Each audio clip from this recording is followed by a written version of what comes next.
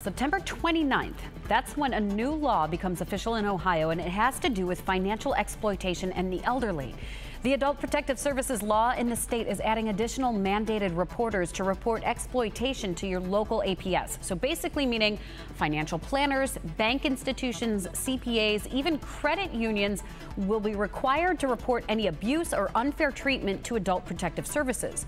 Before this, medical professionals, social workers, police officers, and others, those were the only mandated reporters for elderly exploitation. Experts say this is a big step in the system since the number of scams against the elderly keep going up. There's also been changes in the law where in the past, somebody that was considered an exploiter was often called a caretaker. But now with the law, we've changed it to a person who has a relationship with an elderly person that uses some type of influence, whether it's undue or they trick them or scam them into believing that they're using their financial resources possibly for their benefit or to benefit others.